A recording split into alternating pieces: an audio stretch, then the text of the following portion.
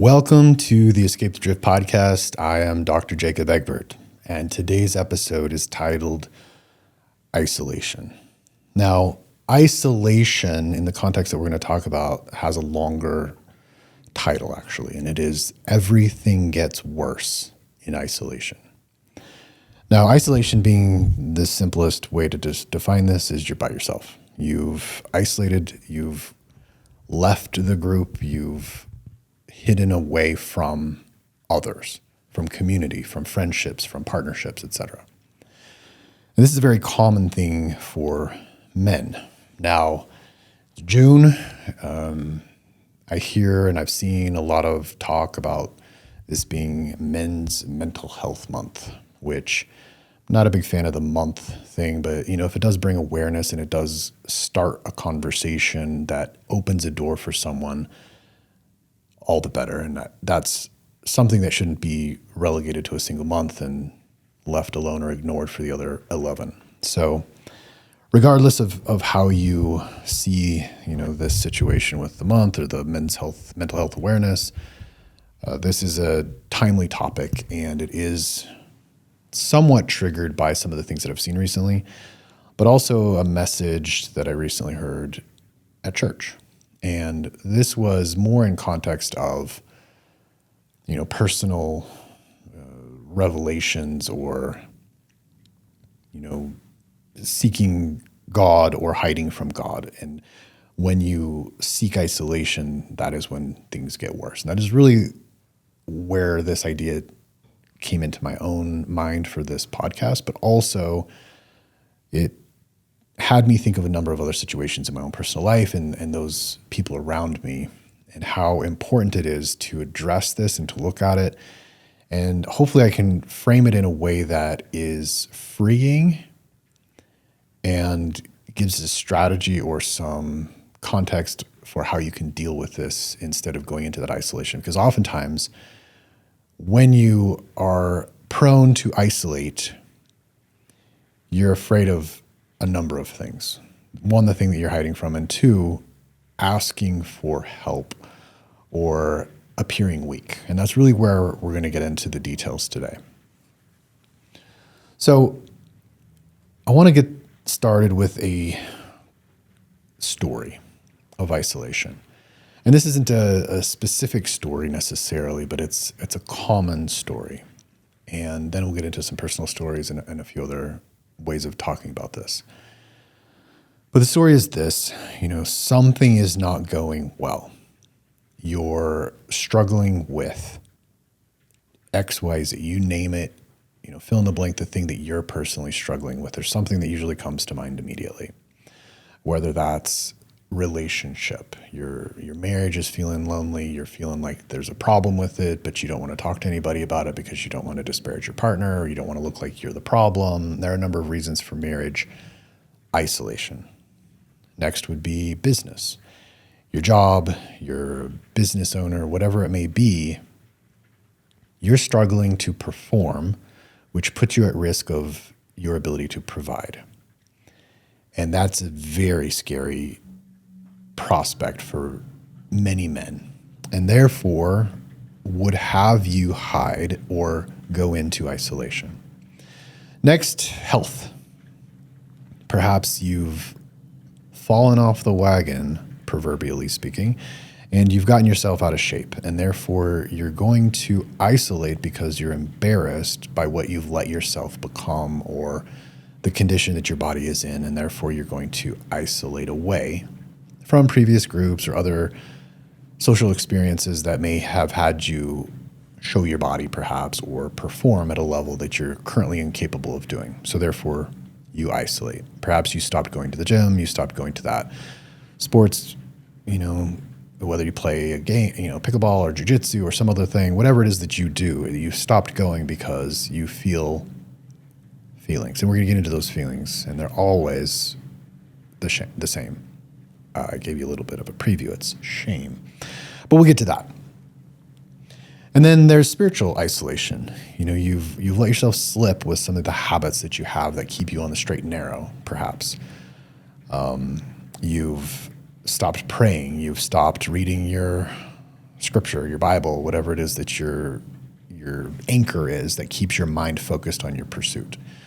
Perhaps you've stopped going to church, or you've stopped thanking God for the things that you have in your life, and therefore you feel shame. And that is the word of the day in this conversation, is shame. And so you isolate, you avoid, you don't go into the conversation where others might be having the more positive conversations around the thing of faith or otherwise. Then there's the other, perhaps this is a result of any of those, and that would be depression or sadness or fear or some other malady that we're going to lump into mental health. And mental health can present itself in many ways, and I'm by no means an expert in mental health, but I'm very familiar with a lot of diagnoses and treatment and conditions in the mental health field. I'm mental health adjacent in my medical practice. I've treated many people with mental health issues over the years, not as a primary like psychiatrist or psychologist, but in my line of work, I've come across and had to treat many people with mental health issues. And so I have a different context for that. And that's what I want to start with before we get into the others. And so I look at mental health very similar to how I look at physical health.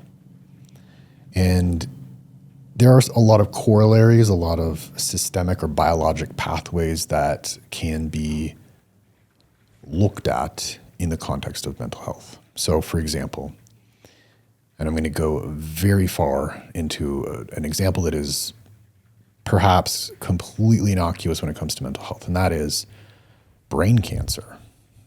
Brain cancer, if you had a tumor in various parts of the brain, depending on where it is, you can have serious deficits in personality and behavior and mood and cognition and motor function. A number of things can be affected by a physical alteration or abnormality in the brain.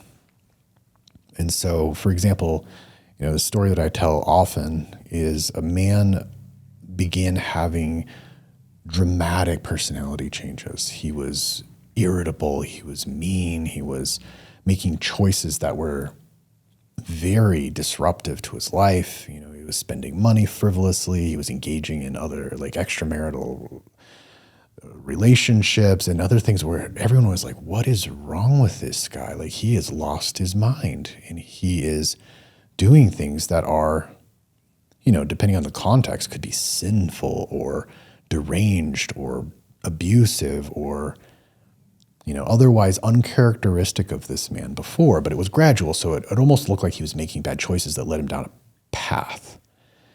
And this progressed to a point where he actually had a medical emergency of sorts. Like he was found to be unconscious, or I don't remember the exact circumstance, but he was rushed to a hospital, and the emergency room physicians appropriately did a head scan, CT scan, and saw that he had a large tumor in his frontal lobe.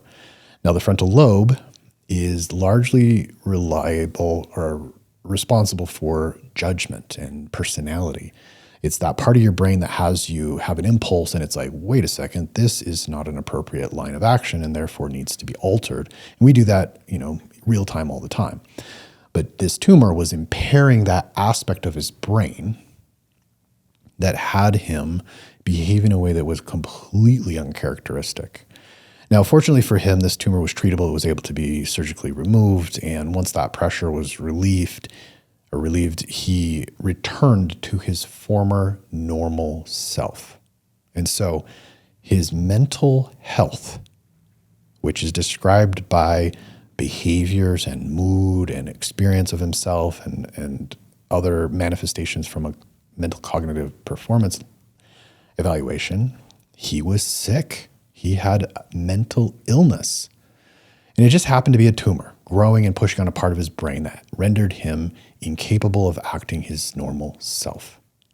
Okay, so I want to set the stage for that as a context, because other diagnoses of mental health are equally biological in most cases, and they can be triggered by perception and story and rumination and other things that render your cognitive behavioral performance uncharacteristic. So, for example, depression. Depression is a real diagnosis that comes from an incapable neurotransmitter balance and brain function that has you low motivation, low desire, low pleasure, negative perspective, et cetera, as we're all familiar with various forms and manifestations of depression. And then there are other abnormalities where you might have attention deficit.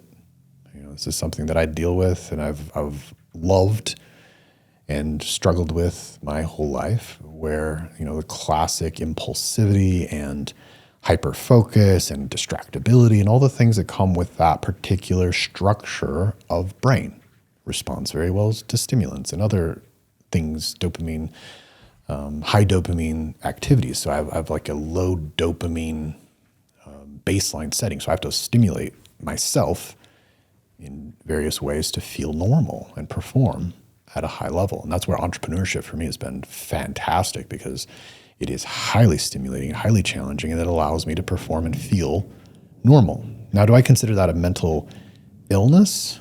Not necessarily, but at times it has me struggle and perform perhaps below what's necessary, but in other circumstances above. And so again, it's one of those things where it's a part of the brain that doesn't work well. Okay. And I don't want to go down the road, to multiple diagnoses, but to say that there is something in the brain physically, biologically, neurochemically that gets shifted, that gets altered, that has a manifestation of performance being impaired.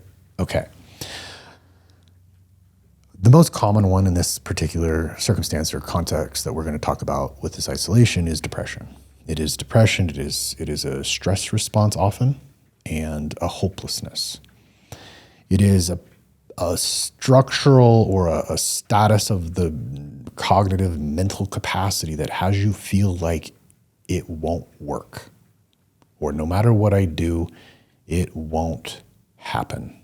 The result, the good day, the positive possibility is impossible for whatever reason. Depression can come from a number of things. Traumas is a very common one. PTSD, for example, post-traumatic stress disorder. It is mediated or propagated due to a trigger, a stressful situation that alters your nervous system in such a way that it impairs brain function. Okay. So I'm going to set the stage there, that there are mental illnesses that are similar to catching a cold, getting an infection, breaking a leg, breaking an arm, getting a stomach bug, some sort of impairment to the body, an illness that you acquire through external stimuli and has you rendered lower function, incapable, injured, illness. Mental illness is something that occurs to you. Now, here's the problem a lot of us face, especially men. When men have any sort of perceived weakness, self-perceived, like I perceive myself incapable in some way, I have a sense of shame. Now, shame meaning I'm not good enough. I don't have what it takes to perform. I feel ashamed. And that shame in a man is usually in the world or the realm of the ability to perform the duties of the man, provide and protect to start. And then there are higher level ones, to prepare, to perform, etc. And so anytime our capacity to perform as a man is impaired, we feel shame. And with that shame, we want to hide because we're embarrassed. We are not able to fulfill the duty that we are called to perform in the world for our families, for our employers, for our employees, for our community, for our church, whatever it may be. You know, pick your social group. And as humans, we're a collective organism. We're a social organism. We are not made to be alone. Historically, the pre-modern humans, tribal, back living off the land, if you were alone, you died. You had no one to watch your back. You had no one to help you hunt. You had no one to protect you, to fight off dangers, to warn you of things that are coming in either direction. And therefore, the lone man died. So it's this weird balance between feeling shame and like I don't belong, or like I can't perform, like I can't contribute, I don't want to be a burden, I can't bring my full capacity to the tribe, to the group, to the team, and therefore I need to hide, I need to go away because I'm here to contribute, not to be a dependent. And so it's almost like a synonymous with self-destruction or sabotage. And that's why, one of the more chilling results of mental illness is suicide. You feel like I'm worthless. I am not a contributor. I'm not a provider. I cannot protect to the level that I need to be a part of this tribe, to be valuable to others. And if I'm alone, I'm worthless. I will die. And instead of going and starving in the forest alone and suffering that long, slow demise, perhaps the easier way out is to self-destruct. And that's sort of a natural, I don't want to say natural in the sense that it's a good or it's normal or it's expected, but it's natural. We do that because of how valuable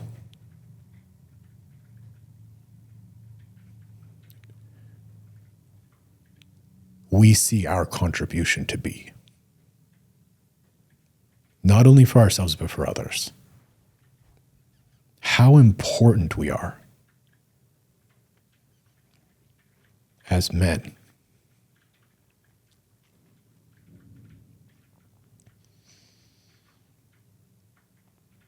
And if we can't do that, if we're not seen as powerful, it hurts. And I feel that deeply personally myself, but I also feel it for others. Because it's a scary feeling to not be capable, to not be able to protect and provide.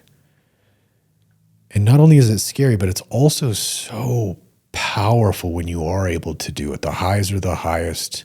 There's no better feeling as a man than to be able to provide.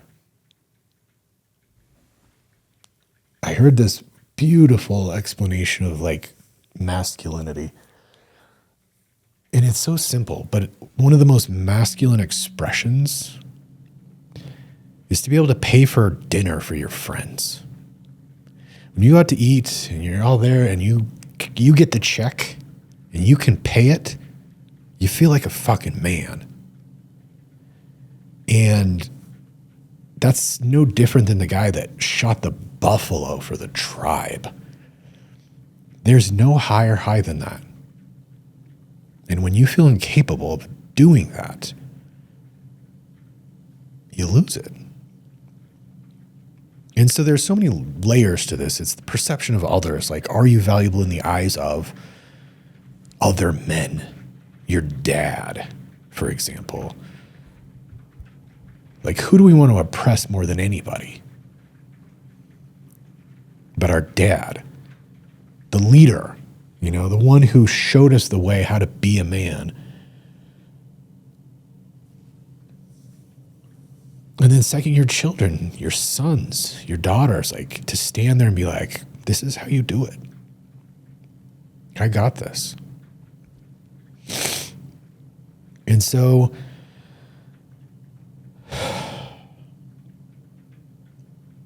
you isolate. When you feel like you can't do it, you isolate. And we don't do that immediately.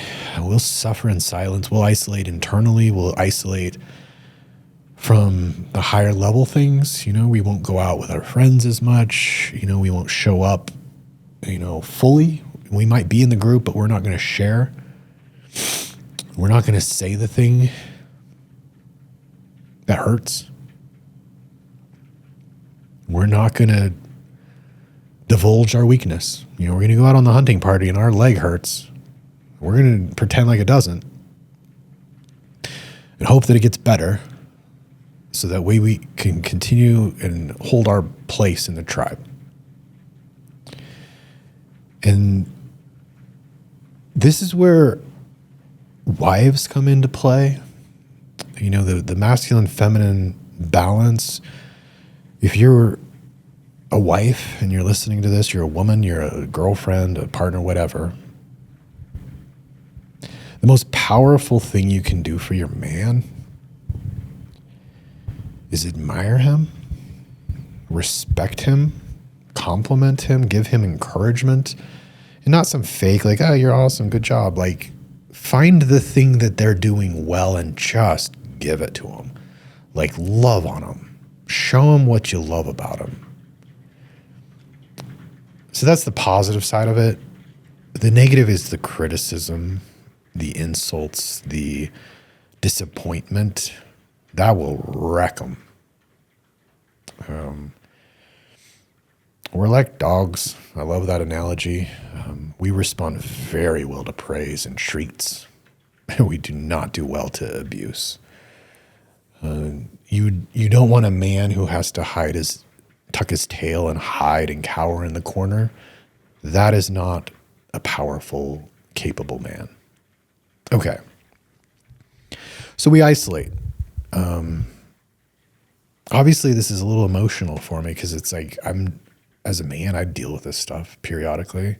I have my ups and downs. I have my moments where I don't feel powerful. And I have moments where I'm on the top of the world, highly competent, highly confident and capable. And it's usually at the other side of having performed well. And so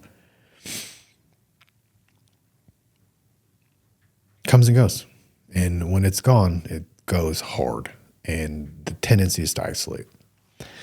Now, everything gets worse in isolation. And here's why. I'm going to give you, the reasons why and then what to do in a very powerful way. This isn't some like, oh, call the helpline and like cry about it. If you have to, and if that's the thing you have available to you, do it. But there's another way. So we'll get to that. So everything gets worse in isolation, then there's reasons for that.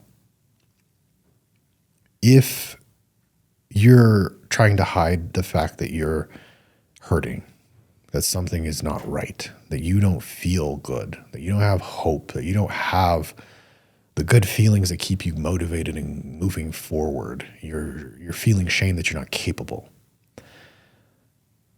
You don't want to let anyone know that because maybe, and this is the fear, that you'll be shunned, that you'll be pushed out further, that you'll be further pushed down because you're a liability now.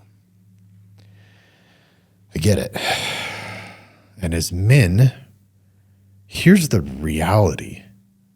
As the provider, that's my identity. That is what I am. I'm the one that helps. I'm the one that brings to the table the buffalo, the whatever, the bacon. I'm the one that protects you. And so if I need help, that challenges who I am. So we isolate and it gets worse. Why? Because now we're not getting help and now we're not performing and it's getting worse. If I'm pretending like my leg is okay, but really I have a broken ankle and I'm walking on it, it's getting worse and it's hurting more. And eventually it'll get to the point where I can't do anything and I become a real liability. if I'm depressed and I'm avoiding people and I'm not doing the work and I'm not taking care of myself, it gets worse. All of a sudden, bills are coming due and you're not performing at work. And the pressures mount. And they're like, why aren't you performing? And you're pretending like everything's okay and it doesn't make sense to them. And they just are like, what's wrong with you? And you're like, I'm fine. Go away. Shut up. What? Conflict. Fight. And they're like, what's wrong with you? And it pushes you further. It gets worse because you're isolated. And we all know what that's like. We've all isolated in, varying degrees of small isolation to large isolation. Another part of this is the story that you tell yourself. You start to say things and you only have one story and it is negative typically. I'm worthless. I can't do it. I'm a problem. And there's nothing to interrupt that story. And what happens is you get stressed about the story that you're telling yourself, and that stress creates more darkness. And then you feel worse and you isolate further, and it just compounds. Perhaps your coping mechanisms, which are almost always destructive. You go into the bottle. You numb that pain with alcohol, which makes things worse. Drugs, whatever the drug is of choice. Perhaps it's in another indulgence. You're gambling. Maybe this one pull will give us the jackpot or whatever, and it gets worse. And then you reach out to another dopamine source, whether that's, pornography or whatever your vice is, or an illicit relationship where you're feeling validated, and that gets worse. So all of these coping mechanisms have destruction on the other side of it. From a spiritual faith-based approach, like I don't feel like I should be at church, so I'm not going to go to church. You don't hear the messages. You don't hear the praise. You don't feel the spiritual boost that comes from a well-delivered sermon, or you're not sitting next to somebody else. It's like, hey, how's it going? I'm glad to see you here. Like whatever it is, you're not reading the good word, the gospel. You're not reading the encouragement. You're not hearing the story of salvation and the fact that you're loved unconditionally despite your performance, in spite of your performance, whatever it may be. That message exists for a reason. Like you will be uplifted, but you avoid it because you don't feel worthy to be there. In relationship, you pull away. You don't feel worthy to be in the relationship, so you push the relationship away. The damage builds, it mounts, the conflict gets more powerful, we'll say. Further destruction. Everything gets worse in isolation. Your performance at work, like I said before, starts to wane. You might even get fired. Okay, well then you're depressed more. You go into the coping mechanisms and then it just snowballs. And we see this. We know the patterns. You're depressed. You isolate from your friends. You're no longer there. I'm just going over and over because this is a pattern. It's a cycle. It goes, it spirals. And then you're not going to the gym. You're not taking care of your body. You're gaining weight. You're more embarrassed. You don't want to go to the gym. Everything hurts. Your knees hurt. Your back hurts. You're inflamed. You definitely don't want to go to the gym. Now you get on the treadmill and like you're walking and you're out of breath. So it's like, why? How could I even run, let alone, whatever the next steps are to have the fitness that's necessary? I get it. So if you're feeling isolation in your life, what do you do? How do you do this powerfully where you don't feel weak? You're not coming crying to your bros being like, I can't do it. No, that's not what you want to say at first. This is where you have an opportunity. Two sides of this, by the way. I'm gonna say the one and then the other. You need an interruption. You need the story, the rumination, the perseverative, I can't, I'm not, I'm that, it's I. You need to interrupt it. And here's why. That is a sympathetic tone in the parasympathetic nervous system. There's the parasympathetic state, the feed and breathe, the connection, the love, the relaxation, and then there's the stress, sympathetic, the fight or flight or freeze or fawn. That sympathetic nervous system, that's the stress response. When you're in isolation, you're stressed. You're in fight or flight because you're scared. You're alone. You will die with this state. And so there's a few ways that that's manifest. One, you project threateningness to others because you want to look scary because you're in danger. When you're in danger, you have to prop yourself up to look scary. So you're pushing people away with your perception, with the way you talk, the way you look, the way you behave. And so you need to, this is the secret here, you need to knock yourself out of the stress, the sympathetic. You need to get out of the fight or flight. You need to get into the parasympathetic. Well, what is the parasympathetic? I said feed and breathe. It's the connection component. It's when you feel good. And a lot of our coping mechanisms are an attempt to get into that parasympathetic state. Alcohol kind of calms you down. It gets you into that parasympathetic state. The connection that you can feel, eating is another one. You're going to go eat the fast food, the restaurant, whatever it is that gives you that like digestion lull. That's a common coping mechanism because it's effective at simulating the relaxed parasympathetic state. So how do you get into there from a more healthy perspective? The best ones, and this is where it's a little bit tough, you have to generate yourself. Like, I'm not absolving you from responsibility. You have responsibility for your mental state. Your mental illness is your responsibility. Your isolation is your responsibility. And this is the call to action. You have to take action. So, easiest one to do, go for a walk. And you hear it all the time, but just get up, go outside, go for a walk. Half an hour to an hour. Just go. Turn off your phone, go for a walk. Take deep breaths. The most effective breathing mechanism is nasal breathing. Breathe through your nose. Slow exhale through the nose. That triggers the parasympathetic state. That has you calm down. Okay. That's a basic one. It's just like a Band-Aid. It's not the cure-all by any means. It's a start. So you get yourself into that parasympathetic state. You go for a walk, you go to the gym, you go do some sort of physical activity. Next, you've got to reach out to somebody. And that doesn't mean you have to be like, hey, I'm having a hard time. I need you to hear me complain. No. You don't have to do that. If you can, awesome, go and have the conversation. But a lot of times us men, we're a little bit afraid to do that. Like, we don't want to be perceived as negative. But reach out to a friend. Invite them to do something. Be like, hey, can you grab coffee sometime?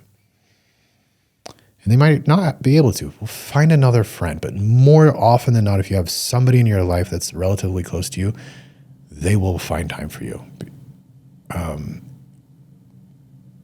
And hopefully they recognize that you need it. They're like, yeah, I've been around for a while and you're reaching out. Perceptive friends will be like, okay, cool, let's meet up. And then just hang out. You don't have to get into all the woes necessarily. Just be around someone you feel comfortable with. Step one. Maybe on the first time you don't divulge what's going on. Be around somebody. Compliment them. Ask them if they need anything. Offer help. Listen to what's going on in their life. How are you doing? They're going to ask you that back. And you don't even have to tell them everything.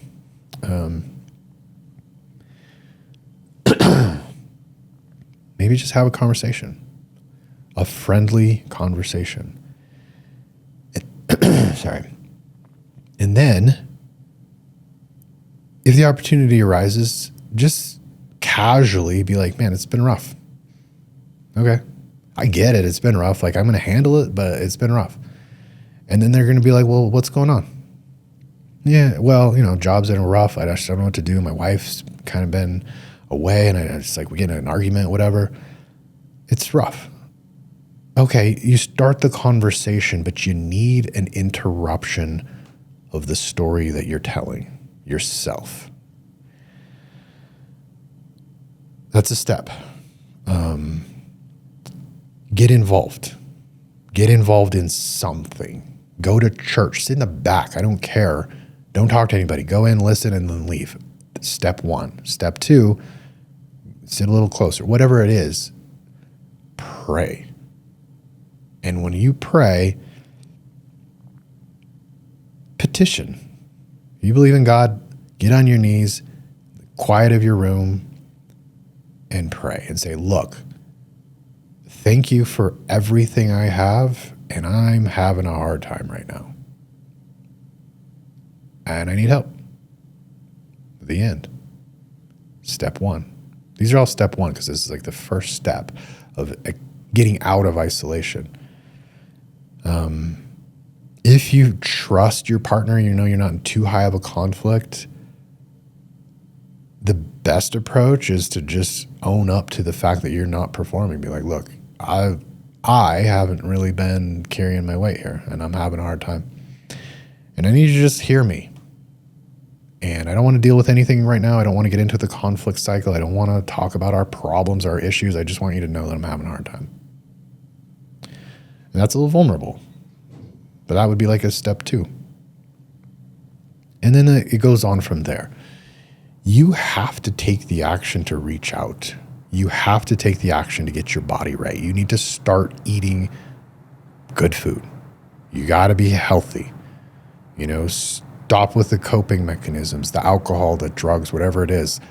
If you're addicted to something, tone it down a little bit. Turn it down. If you're having a full pizza and a bucket of ice cream at night, have half a pizza and skip the ice cream. Step 1.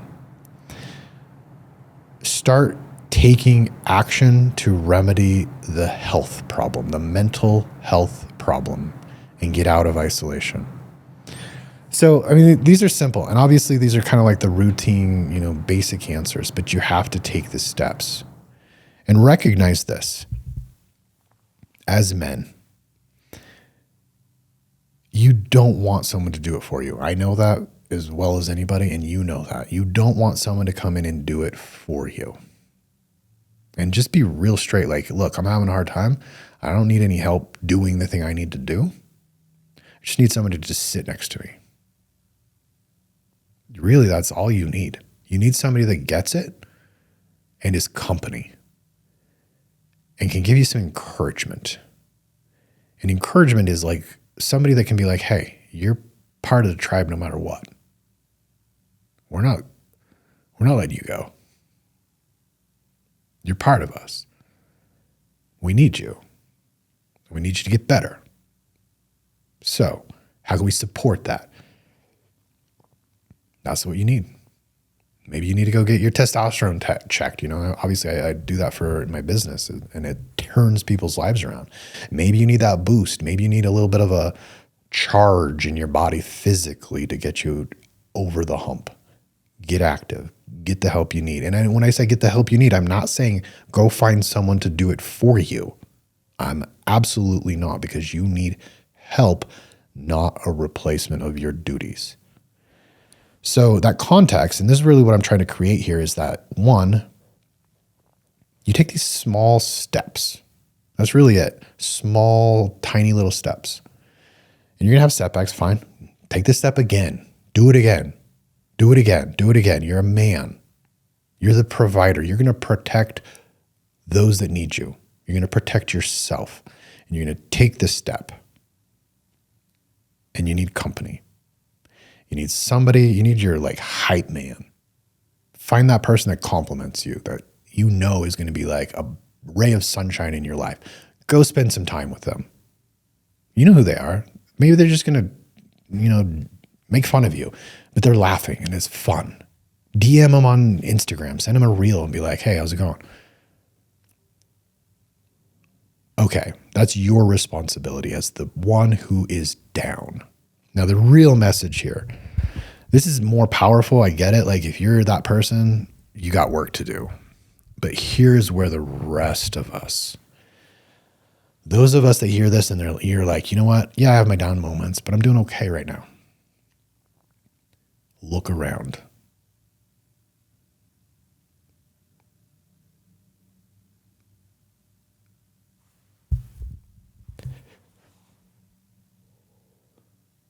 Pay attention.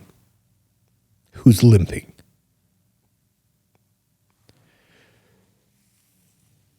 Who's limping in your tribe? We all get wrapped up in our own pursuit, our own, like, I have to take care of myself and my family, whatever. You got to take care of your tribe. You need that hunting party. Who's limping? Pay attention. Somebody in your group is limping and you need to help them. They're isolated. They're struggling and you can help them. You're not going to do it for them. You're not going to swoop in and save them in the like take over their life way because they need to do it themselves. You know that. Compliment them. Tell them where they're good. Praise them. Help them see possibility. And if you need to do a little more, do more. If they're struggling in their business and you're like, hey, what do you need? You got money? Invest in them. Do something to help them. Be like, hey, I see that your business is struggling with marketing. I'm good at marketing. Like, let me talk to you. Like, how can we work together to get you out of your hole? You know, there's so many ways that you can do it. You just got to be the company that they need in their isolation. I don't have all the answers, honestly. You know, really, I just wanted to like put this out there. It's emotional to me because, you know, I have my moments, but I know other people do too. And so,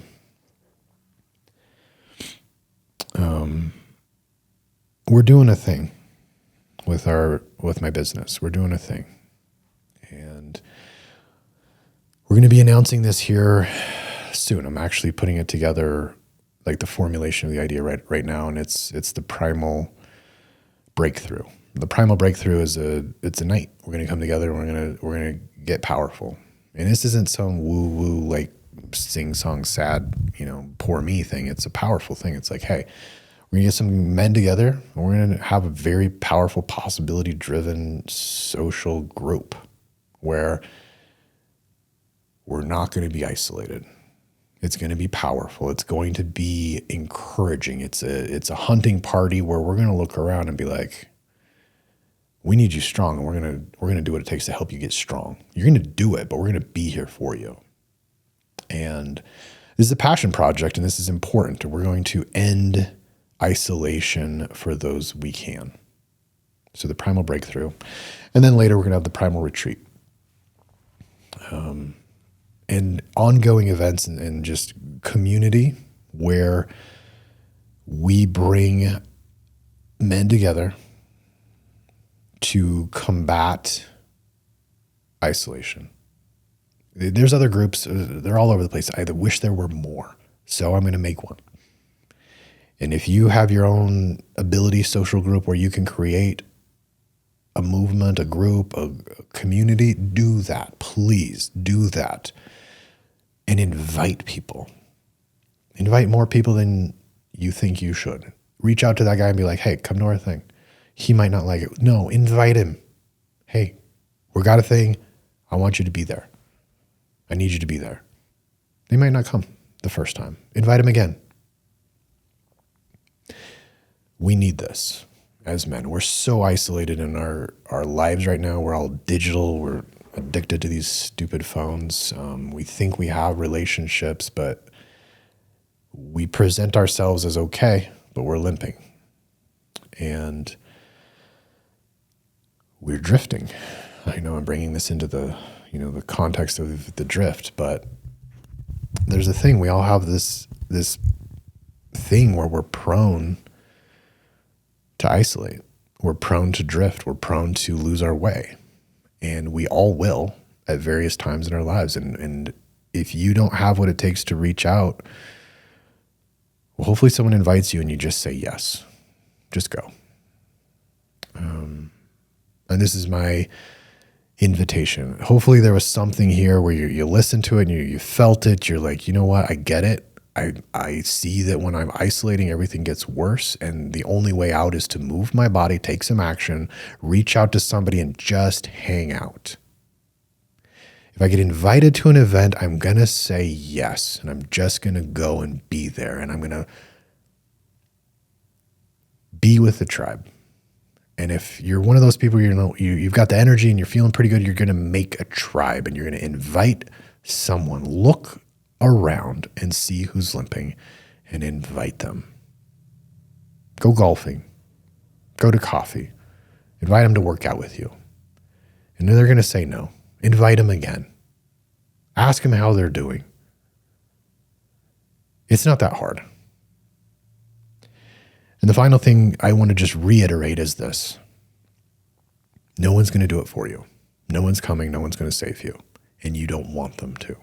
You just want a hunting party. You want someone with you so you're not isolated. You're important. You're necessary.